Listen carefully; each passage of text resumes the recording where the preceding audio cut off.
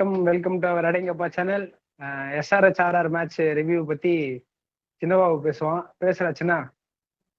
அடி பொழந்திருக்காங்க. பட் பொழந்தது யாருன்றது இம்பார்ட்டன்ட் இல்ல. எனக்கு தெரிஞ்சு ஆர்ச்சர் தான் நம்ம ஒரே பவுலர் நினைச்சிட்டு இருந்தோம் RRல. பட் ஆர்ச்சரையும் போட்டு பொழந்துட்டாங்க. நான் கூட நல்லா பண்ணுவேன் அடிச்சிருக்காங்க. பட் ஸ்டில் டாப் பவுலர்ஸ் கூட நம்ம மற்ற மேட்சஸ் கம்பேர் பண்ணி பார்த்தாதான் தெரியும் அவங்க பர்ஃபார்மன்ஸ் உண்மையா எப்படி இருக்குன்னு சொல்லிட்டு. கிஷன் அன்எக்ஸ்பெக்டட் செஞ்சுரி அடிச்சாரு எப்படியோ. பட் மற்றபடி எல்லாருமே செமையா ஆனாரு. நெக்ஸ்ட்ல எல்லா பாலும் நல்ல டச்ல இருந்தாரு. தெரியலையே. அட பாவிடா டேய். பிராக்டீஸ் மேட்ச்லயே போட்டு பொளந்தாரு. இதுல அன்எக்ஸ்பெக்டட் வர எக்ஸ்பெக்டட். செஞ்சுரி எனக்கு அன்எக்ஸ்பெக்டட்ப்பா. எனக்கு அன்எக்ஸ்பெக்டட். நீங்க வெச்சுக்கோங்க எக்ஸ்பெக்டட் தான். உங்களுக்கு எக்ஸ்பெக்டட். ஒரே எப்படி சொல்றது ஒரு மலை கூட்டம். தினேஷ் சொன்னா மறந்துட்டீங்களா? நம்ம தினேஷ் என்ன சொன்னாரு? மும்பைக்காக 4 வருஷம் இருந்தாரு, ஒண்ணுமே பண்ணல மும்பைக்காக, அதனாலதான் ரிலீஸ் பண்ணதே அப்படின்னு சொன்னார்ல. காண்டதான் இறக்கிட்டு இருக்காங்க. இப்ப அந்த காண்டதான் இறக்கிட்டு இருக்காங்க. இன்னொன்னு இப்ப என்னன்னா, இப்போ அந்த மேட்ச்ல இஷான் கிஷான் இல்ல, சிவமூர்த்தி இந்த மேட்ச்ல போட்டு பொழந்து இருப்பான். அங்க எவன் போனாலும் அடிப்பான். அதனால அந்த ஒரு மேட்ச் அடிச்சான்றதுக்காண்டி இஷான் கிஷான் கம்பேக் அப்பெல்லாம் சொல்லக்கூடாது. அதனால அடுத்த மேட்ச் அடிக்கிட்டோம். அப்ப பாப்போம். பவுலிங் லைன் அப்பதான்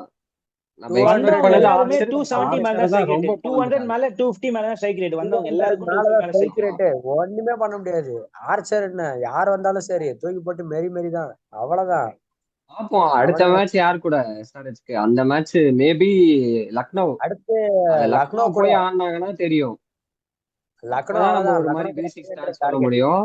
சரி, அந்த RR பக்கம் வந்தோம்னா ஈவன் பாருங்களேன், எடுத்ததுமே ஃபர்ஸ்ட் ஜெய்ஸ்வாலி இவங்க அவுட் ஆயிட்டக்கு அப்புறம் கூட அவங்க ஆல்மோஸ்ட் 220 240 அடிச்சிட்டாங்க. அதுலயே நம்ம தெரிஞ்சுக்கலாம் பிட்ச் ஓரளவுக்கு அவங்க செட் பண்ணி வச்சிட்டாங்க. Full batting pitch. சரி, உங்க டீம் இத மாதிரி ஒரு ட்ராக் செட் பண்ணி வந்தா முழு தரை எதுக்கு வச்சிருக்காங்க? ரோடு போட்டு எதுக்கு வச்சிருக்காங்க? அங்க எதுக்கு இந்த மாதிரிலாம் மாத்துறாங்க? அவனுக்கு 300 அடிப்பானுங்க. உங்க டீம்னால இப்போ கெட்டு போகுது. இது என்ன கதையா இருக்கு? நேத்து மேட்ச் பார்த்தா மும்பை சென்னை டிஃபெண்ட் பண்ற அளவுக்கு வந்தாங்க. புது ட்ரெண்ட் செட் பண்ணி அவனுங்க போறானுங்க. அவனுங்க இது புது ட்ரெண்ட் இல்ல. IPL இது ஒரு மாதிரி ரொம்ப மோசமா இருக்குது.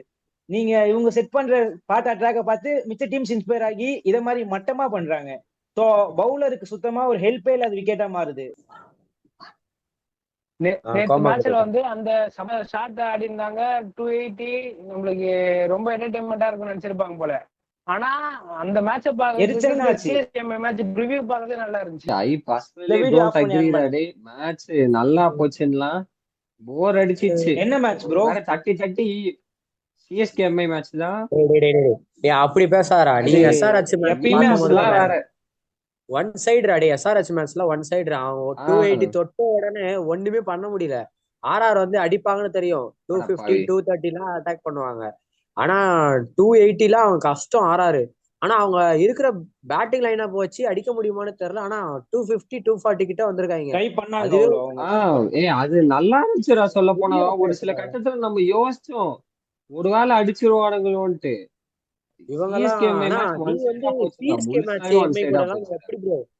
அது கூட நீ கம்பேரே பண்ண முடியாது.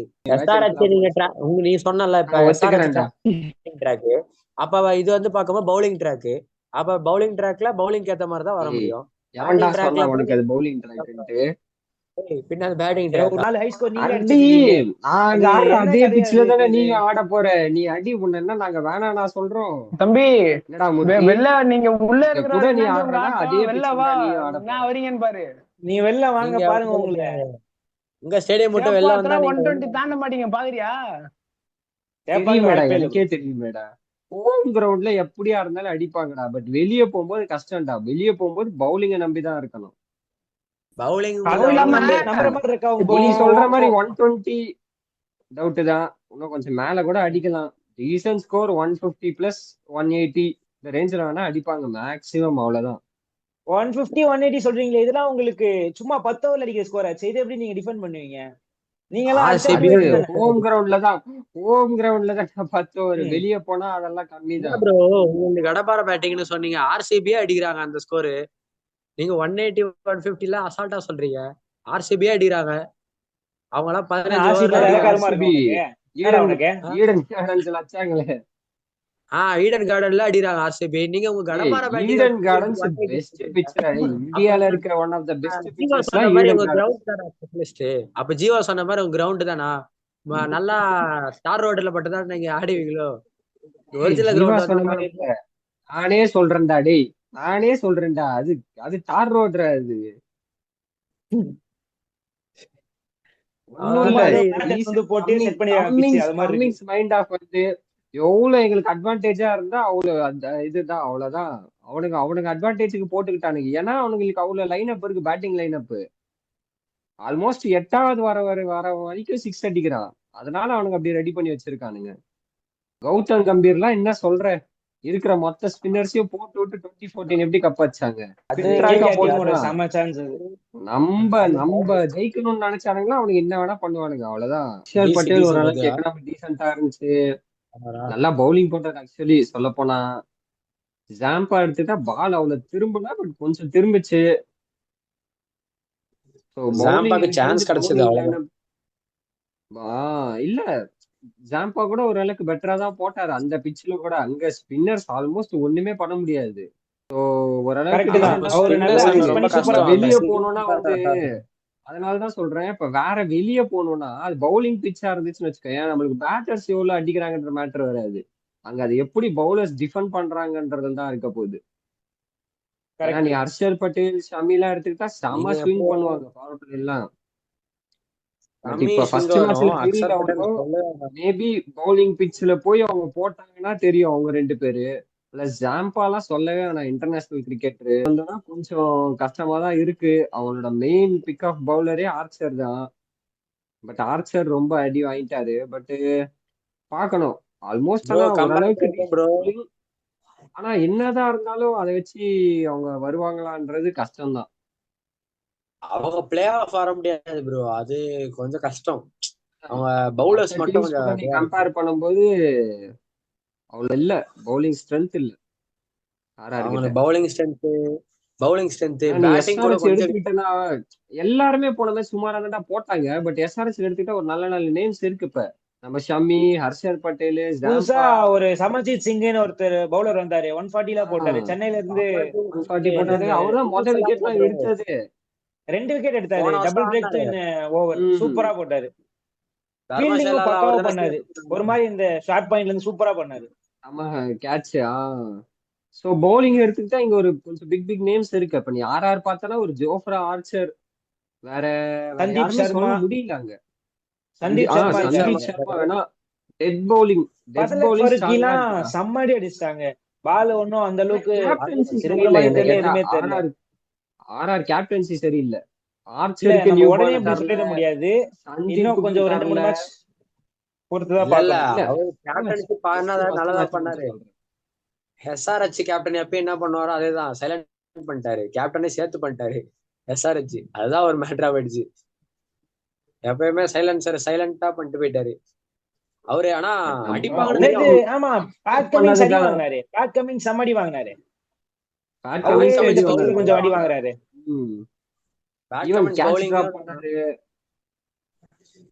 எஸ்ஆர்எச்சோட ஆர்ஆருக்கு வந்து பாவம் கொஞ்சம் ஃபீல்டிங்ல தான் கொஞ்சம் ரொம்ப சொதப்புச்சு.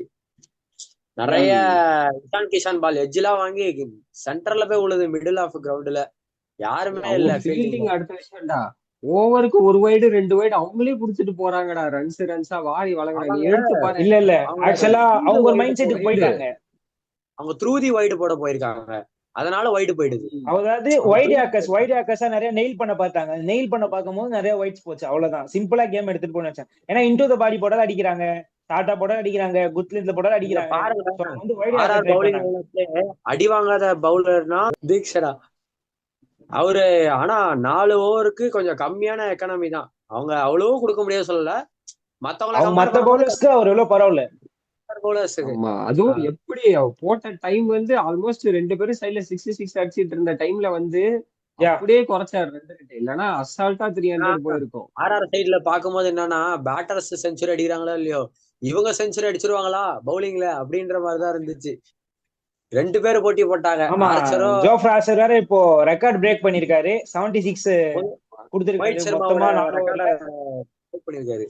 மொஹித் சர்மாவோட ரெக்கார்டை பிரேக் பண்ணியிருக்காரு. மொஹித் சர்மா 4 ஓவருக்கு 73 ரன் கொடுத்தாருன்னு நினைக்கிறேன். இவரு 76 ரன் கொடுத்திருக்காரு 4 ஓவருக்கு. ரொம்ப பெரிய ஹிஸ்டரி அதெல்லாம். நம்மளுக்கு என்ன தோணுச்சுன்னா, ஒரு எஸ்ஆர்எச் வந்து அந்த ஸ்கோர் அடிச்சதும் சரி இவங்கதான் சரி செகண்ட் ஹையஸ்ட் ஸ்கோர் அடிச்சிட்டாங்க, 286 அடிச்சிட்டாங்க, சரி இவங்க தான் ஒன் சைடா போக போறான்னு பார்த்தா ராஜஸ்தான் செம்ம கம்பேக் கொடுத்தாங்க. பட் அன்பார்ச்சுனேட்லி அவங்களால இந்த பார்டர் லைனை கிராஸ் பண்ண முடியல. ஃபர்ஸ்ட் 4 பேர் தான் விட்டுட்டாங்க. அந்த 4 பேர் கொஞ்சம் ட்ரை அந்த பண்ணி 4 பேர் இருந்தா மேபி கிளிக் ஆயிருக்கு அவங்களுக்கு பேட்டிங். ஜெய்ஷ்வால் வந்து எப்பயும் வர வழியில் அவர் எப்பவுமே ஏறிதான் அடிப்பாரு. அந்த மாதிரிதான் அவரும் அடிச்சாரு. சஞ்சு சாம்சன் அது அன்பார்ச்சுனேட்லி அவுட். அதெல்லாம் நல்லா ஆடினாரு. சாம்சன் அன்பார்ச்சுனேட் அவுட் தான். கேப்டன் தான் கொஞ்சம் நின்று ஆடி இருக்கலாம். ஃபர்ஸ்ட் வந்த உடனே ஒரு 4 போட்டாரு. அதுக்கப்புறம் என்ன அவசரம் தெரியல, தூக்கி கையில விட்டு காலி. அவர் கொஞ்சம் நின்று இருக்கலாம். சரி, இதோட நம்ம வந்து எஸ்ஆர்எச் வெர்சஸ் ஆர்ஆர் ப்ரிவியூவை முடிச்சிக்கலாம். Welcome to Adengappa YouTube channel. First நம்ம வந்துட்டு எஸ்ஆர்எச் அண்ட் ஆர்ஆரோட ரிவ்யூ இந்த வீடியோலயே பார்த்தோம். நெக்ஸ்ட் நம்ம இப்போ வந்துட்டு எல் கிளாசிக்கோட ரிவ்யூ பார்க்க போறோம். ஃபர்ஸ்ட் தினேஷ், நீங்க எம்ஐ உங்க ஹார்ட்டோட ரொம்ப கனெக்டா இருக்குன்னு எனக்கு தெரியும். பட் நீங்க ஒரு லூசிங் டீமா ஃபர்ஸ்ட் மேட்ச் வரீங்க, நீங்க என்ன நினைக்கிறீங்க? வழக்கம் தானே, 13 வருஷமா முதல் மேட்ச் தோத்துட்டு தான் இருக்கும். இன்னைக்கும் முதல் மேட்ச் தோத்து தான் போனோம். இந்த இது விஜய் வந்து ஒரு டைலாக்ல சொல்லுவாரு, இந்த இடம் நாங்க வலிச்சு போட்டது இல்ல, எங்க பாட்டம் பூட்டம் வலிச்சு போட்டது. அந்த மாதிரி நாங்க இன்னைக்கு தோக்கல, எங்க அப்பா காலத்துல எங்க தாத்தா காலத்துல இருந்து நாங்க தோத்துட்டு தான் இருக்கோம். அதனால முதல் மேட்ச் தோக்கது எங்களுக்கு ஒரு பெரிய விஷயமா இல்ல. நாங்க கம்பேக் வருவோம். முதல் மேட்ச் தோத்தா மும்பை. சூப்பர். அப்பதான் நீங்க கப் அடிப்பேன்னு சொல்றீங்க அதானே? அது பாப்போம். கப் அடிக்கிறது வந்து அது இன்னும் தூரத்துல இருக்கு. அது அடுத்தடுத்து என்ன நடக்குது, என்ன நடக்க போகுது, அதை வச்சு அது கப் அடிக்கிறோமா இல்லையா அது நம்ம ஃபியூச்சர்ல பாப்போம். இப்போ அதை பத்தி பெருசா பேச வேண்டாம். ஆக்சுவலா உங்களோட பேட்டிங்கும் எனக்கு வந்து ருத்ராஜ் ஐக்கோட பேட்டிங்கும் அப்படியே ரொம்ப தனியா தெரிஞ்சுது. அதை பத்தி நீங்க என்ன நினைக்கிறீங்க? ஏன்னா அவர் வந்து 22 பால்ல 50 போட்டாரு. ஆனா நீங்க கொஞ்சம் ஸ்ட்ரகிள் பண்ண மாதிரி தெரிஞ்சது. அது வந்து பழைய சேப்பாக்கோட ஸ்பின் ட்ராக் நினைக்கிறீங்களா? ருத்ராஜ் வந்து சூப்பரா விளையாண்டாரு, அது நம்ம சொல்லி ஆகணும். இப்போ எம்ஐசிஎஸ்கே ஒரு க்ளோஸ் மேட்ச் தான், இது ஈஸி மேட்ச் கிடையாது சிஎஸ்கேக்கு. அப்படியே சிஎஸ்கே ஜெயிச்சிருக்காங்க. அதுல ஒரு பெரிய டிஃபரன்ஸ் வந்து ருத்ராஜ் கெய்க்வாட் தான். அவரோட நாக்கு வந்து எல்லாருமே ஓரளவு கஷ்டப்பட்டாங்க அந்த பிச்சில் வந்து பேட்டிங் ஆடுறதுக்கு. ஆனா அவரு சிங்கிளா நின்று சொல்லிட்டு கடை செம்மடி அடிச்சார். 22 பால் 50 சேப்பாத்துல. இல்ல எல்லாரும் தடவிட்டு இருக்காங்க, அவர் ஒரு ஆளா 22 பால் 50 அடிச்சுட்டு போறாரு. அப்படின்றப்ப நம்ம அதான் அவருக்கு சேப்பாக் எக்ஸ்பீரியன்ஸ் நிறைய இருக்குங்க. நிறைய சேப்பாக்கள் ஆடி இருக்காரு. அவர் ஒரு டேலண்டட் பேட்ஸ்மேனும் கூட. அதனால சேப்பாக் எக்ஸ்பீரியன்ஸ், அவரோட டேலண்ட் எல்லாம் சேர்ந்து அவரு ரொம்ப சூப்பரா பண்ணியிருக்காரு. இப்போ வந்து மும்பைல பாத்தீங்கன்னா வில்ஜாக்ஸ், ரியான் ரிக்கல்டன், இவங்கெல்லாம் வந்து ஃபாரின் பேட்ஸ்மேன். இவங்களெல்லாம் அந்த மாதிரி ஸ்பின்னிங் விக்கெட்ல அவ்வளவு சுலபமா ஆடிட முடியாது. ரோஹித் சர்மா அவரு தான் நின்று ஆடி இருக்கணும். அவரா 3 பால் தட்டி பார்த்து 4வது பால் கையில குத்துட்டு போறாரு. அந்த பால் வந்து அவரு அதான் ரோஹித் சர்மா நின்று ஆடி இருந்தா நேற்று மேட்ச் வேற மாதிரி இருந்திருக்கலாம். பிகாஸ் அவர் தான் கொஞ்சம் அந்த இதுலயே எக்ஸ்பீரியன்ஸான ஆளு. அவர் கண்டிப்பா ஆடி இருக்கணும். பட் அவுட் ஆயிட்டாரு. திலக் வர்மா, சூர்யா சூப்பரா கொண்டு போனாங்க. அவங்களாலையும் கடைசியில் எடுத்துட்டு போகும்போல. மற்றபடி சின்ன பசங்க தான், நமந்தீர், ராபின் மீன்ஸ் அவங்களெல்லாம் அந்த பிச்சில் அவ்வளவு எக்ஸ்பீரியன்ஸ் இல்லாம ஆட முடியாது. ஸோ அப்படி இப்படி போயிருச்சு. கடைசியில தீபக் சேகர் அவரு என்ன அந்த அடி அடிக்கிறாரு. கடைசியில வந்து சூப்பரா பண்ணாரு தீபக். ஒரு 130 வர வேண்டிய ஸ்கோரை ஒரு 155 எடுத்துட்டு போயிட்டு ஒரு வின் பண்ணுவோன்ற ஒரு ஹோப் கொடுத்ததே தீபக் சார் தான். தீபக் நேத்து மேட்ச் பார்த்தா ஓகே, நம்மளுக்கு இப்போ 9 வரைக்குமே நல்ல பேட்டிங்கே 9 வரைக்கும் இருக்குன்ற ஒரு நம்பிக்கை வந்து நேத்து மேட்ச் பார்த்தோன்னு எனக்கு வந்திருக்கு. ஏன்னா சேப்பாக்கத்திலே அவரால் அந்த அளவுக்கு அடிக்க முடியும். நான் வான்கடை எல்லாம் தீபக் சேகரால கண்டிப்பா 3 to 4 சிக்ஸஸ் அடிக்க முடியும்ன்றது என்னோட கருத்து. நீங்க வந்து இப்ப ஆக்சுவலா 9 வரைக்கும் பேட்டிங்னு உங்க எம்ஐ சொல்றீங்க. பட் சிஎஸ்கேல ஒரு 10 வரைக்கும் பேட்டிங் வரைக்கும் வந்துட்டாங்க. அந்த கலில் அகமது தூக்குனா இல்லைங்க, சிஎஸ்கே வந்து சொல்றாங்க. அது சிஎஸ்கே நான் 10 வரைக்கும் பேட்டிங்லாம் ஒத்துக்கவே மாட்டேன். நூர் அகமது, கலில யாரையோ சொல்றாங்க. Jadeja, Ashwin 9th batsman. அஸ்வினோட பேட்டிங் முடிஞ்சு, அதுக்கப்புறம் பேட்டிங் கிடையாது. பட் 9 வரைக்குமே ஸ்ட்ரென்த்தான பேட்டிங். இங்க வந்து 9th பிளேஸ்ல ஒரு தீபக் சேகர் வராரு. அவர் என்ன எபிலிட்டி இருக்கு, அவ்வளவு பெருசா தெரியல. நெத்தன் எலிசாலாம் அவ்வளோ இப்போ தீபக் சேகர் ஆடினாலும் கூட நெத்தன் எலிசால ஆட முடியாதுன்னு நான் சொல்றேன். பட் அஸ்வின் வந்து தீபக் சேகரோடவே செம்ம டேலண்ட். ஸோ 9th அஸ்வின் வர்றது சிஎஸ்கேக்கு வந்து பெரிய ஒரு பேட்டிங் ஸ்ட்ராங்ன்றது தான் சொல்லுது. ஸோ எப்படி பார்த்தாலும் அடிச்ச அடிக்கு அடுத்த மேட்ச் இப்ப இவர் வந்தாருன்னா, பத்திரனா வந்தாருன்னா நேத்தனல்ஸ் வச்சிருப்பாங்களா? கன்ஃபார்மா தூக்கிடுவாங்க. இல்ல அதான் நான் சொன்னேன்ல, பத்திரனா வந்து இப்போ கொஞ்ச நாளா வெளியில எல்லாம் நிறைய அடி வாங்கியிருந்தாரு, ஆக்ஷன் வேற மாத்தினாரு, நிறைய அவரு கொஞ்சம் டவுனா தான் போய்கிட்டு இருக்காரு. பத்திரனா வந்து ஐபிஎல்ல எனக்கு மட்டும் தெரிஞ்சு அவருக்கு அவ்வளோ ஃபிட் இன்ஜுரி ப்ராப்ளமா இல்ல ஃபிட்னஸ் இதுவா அப்படின்றத தாண்டி அவரு சரியா வரலன்றனால தான் அவரை பெஞ்ச் பண்ணிருக்காங்களோன்னு எனக்கு தோணுது. பார்க்கலாம் அடுத்தடுத்த மேட்ச்ல வருவாரான்றது. அடுத்து ஆர்சிபி கூட கன்ஃபார்ம் வந்துதான் ஆகணும். அது அது இன்னொன்னு இப்போ வந்து சிஎஸ்கேவோட பவுலிங் வந்து சூப்பரா இருந்துச்சு, இப்போ வந்து பக்கவா போட்டாங்க. ஆனா இந்த பவுலிங் வந்து வெளியில வான்கடையிலயோ இல்ல சின்னசாமிலையோ இல்ல ஹைதராபாத்லயோ அகமதாபாத் இந்த மாதிரி இடத்துல இவங்க பவுலிங் வந்து மாற்றத்துக்கான வாய்ப்பு இருக்கு. ஏன்னா இவங்க கிட்ட ஓப்பனிங் பவுலிங் போறதுக்கு கலீல் அகமத் இருக்காரு, டெத்துல இவங்களுக்கு போறதுக்கு ஆளே கிடையாது. 10 ரன் ஒருத்தர் இருந்தாரு, சூப்பரா பண்ணிட்டு இருந்தாரு, இப்போ அவரு கிடையாது. அவரு வருவாரா பாப்போம், வந்தாலும் பழைய 10 ரனா வருவாரா அது வந்து டவுட். ஸோ டெத்லயும் உங்களுக்கு அந்த அளவுக்கான பவுலிங் ஸ்ட்ரென்த் கிடையாது. ஸோ சிஎஸ்கே வந்து சேப்பாக்கத்துல ஒரு செம்ம ரூலிங் டீமா இருப்பாங்க, பட் வெளியே போகும்போது சென்னை சூப்பர் கிங்ஸ் கொஞ்சம் கஷ்டப்படுவாங்கன்னு நினைக்கிறேன் நான். அவங்க சென்னையிலேயே இப்ப கஷ்டப்பட்டாங்கன்னு நினைக்கிறேன் எனக்கு தெரிஞ்சு. பேட்டிங் லைன் இப்ப 9 வரைக்கும் இருக்கு, 10 வரைக்கும் இருக்குன்னு சொன்னாங்க. அப்ப அந்த 150 ஈஸியா முடிச்சிருக்கலாம். அதுவே அவங்களால தடுமாறி பண்றாங்க. எல்லாருமே வந்து சூரியகுமார் யாதவ் கேப்டன்ஷிப் பத்தி சொல்லுவாங்க. நான் என்ன சொல்றேன்னா, இப்ப அவங்களுக்கு பேட்டிங்கே எனக்கு தெரிஞ்ச ஒரு மாதிரி வீக்கா தான் இருக்குன்னு தோணுது. ஏன்னா அவ்வளோ இதுவா பண்ணியிருக்காங்களே பேட்டிங்கே. ருத்ராஜ் போனதுக்கு அப்புறம் கொஞ்சம் விக்கெட் ஸ்லோ ஆகும்னு பார்த்தா இவர் ரச்சின் ரவீந்திரா மட்டும் தான் நிக்கிறாரு, மீது எல்லாருமே அவுட் ஆயிட்டே இருக்காங்க. இப்ப என்ன பண்றதுன்னே தெரியல. கண்டிப்பா சிஎஸ்கே வந்து அவங்க பேட்டிங் மேலயும் ஒரு சின்ன கன்சர்ன் இருக்கும்னு நினைக்கிறேன். பட் அது பெருசா ஃபர்ஸ்ட் மேட்ச் தான், அதனால அது பெருசா நம்ம அதை யோசிக்கணும்ன்ற மாதிரி எனக்கு தோணல. மேபி அடுத்தடுத்த மேட்ச்ல எல்லா பேட்ஸ்மேனும் ஒரு நல்ல ஃபார்முக்கு வந்து நல்லா அடிப்பாங்கன்னு தான் நினைக்கிறேன். பட் ஓகே, ஃபர்ஸ்ட் மேட்ச் எல்லாம் ஓரளவுக்கு கொஞ்சம் லோ ஸ்கோரா இருந்தாலும், பட் இப்பயே நம்ம ஃபார்ம் இல்லை அப்படின்னு சொல்லிட முடியாது. பட் நேத்து நல்லா பட்டுச்சு. பட் ஆனா அவர் கொஞ்சம் பெருசா கன்வெர்ட் பண்ணல, நல்லா தெரிஞ்சுது. சோ அந்த ஃபர்ஸ்ட் மேட்ச் டெபியூட்னால கொஞ்சம் பிரஷர் இருக்க மாதிரி தெரிஞ்சுது. ஸ்விங்ல பாத்தீங்கன்னா ஃபர்ஸ்ட் இன்னிங்ஸ்ல வந்து நல்லா ஸ்விங் எடுத்துச்சு. கலீல் அகமத் செம்ம ஸ்விங் பண்ணாரு. ஃபர்ஸ்ட் இன்னிங்ஸ்ல சூப்பரா ஸ்விங் ஆகல, செகண்ட் இன்னிங்ஸ்ல சுத்தமா ஸ்விங் ஆகல. இப்போ நான் வந்து 155 அடிச்சோம்னா எனக்கு லைட்டா தோணுது ஒண்ணு ஸ்விங் ஆவற மாதிரி தெரியல. அதான் 155 சென்னை சூப்பர் கிங்ஸ் அடிச்சிச்சு. நம்ம மும்பை இந்தியன்ஸ் அடிச்சோம்னா எனக்கு டிஃபெண்ட் பண்றதுக்கான வாய்ப்பு இருக்கும்னு தோணுச்சு. பார்த்தா ட்ரெண்ட் போல்ட்டுக்கும் தீபக் சருக்கும் ஒண்ணுமே இல்ல, ஒரு சுத்தமா அவங்களோட ஸ்ட்ரென்த்தே ஸ்விங் தான், ஆனா சுத்தமா ஸ்விங்கே ஆகல.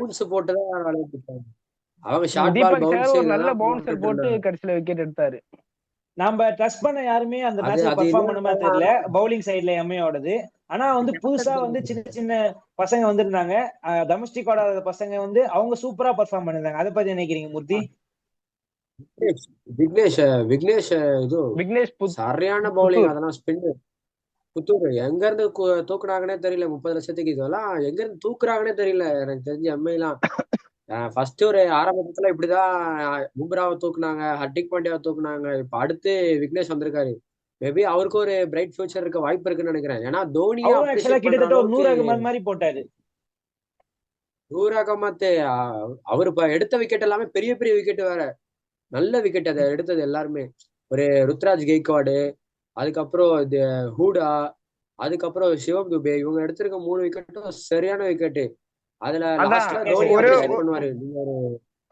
கண்டிப்பா ஒரே ஒரு பாயிண்ட். இப்போ விக்னேஷ் ஒரு ஸ்பின் பவுலர் வந்து ஃபர்ஸ்ட் மேட்ச் பண்றாங்கன்னா அதை வச்சு அவங்க எபிலிட்டி வந்து கன்ஃபார்மா சொல்லிட முடியாதுன்னு எனக்கு எப்பவுமே ஒரு இது இருக்கு. ஏன்னா இப்போ ஒரு நல்லா பண்றாங்க, அதான் இப்போ வந்து ஒரு ஸ்பின் பவுலர் புதுசா வராரு, எங்கேயுமே அவரை பார்க்கல, எங்கேயுமே அவரோட ஸ்டைலையோ அவரோட பவுலிங் வேரியேஷன்ஸோ டீகோட் பண்ணலன்னா ஒரு டீம் வந்து ஸ்டார்டிங்ல அவர் ஆடும்போது கஷ்டப்படுவாங்க. இப்போ நம்மளுக்கு எல்லாருக்குமே தெரியும் மயங்க் மார்க்கண்டே 2018ல சென்னை விசஸ் மும்பை ஃபர்ஸ்ட் மேட்ச்ல சென்னை வந்து உலுக்கி எடுத்துட்டாரு, ரொம்ப கஷ்டப்பட்டாங்க சென்னை வந்து மயங்க் மார்க்கண்டே ஃபேஸ் பண்ண. அதுவே பாத்தீங்கன்னா அதுக்கப்புறம் மயங்க் மார்க்கண்டே பொழக்க ஆரம்பிச்சாங்க. மயங்க் மார்க்கண்டே 11ஸ்லயே இல்ல, பெஞ்ச்ல தான் உட்காந்துருக்காரு மார்க்கண்டே.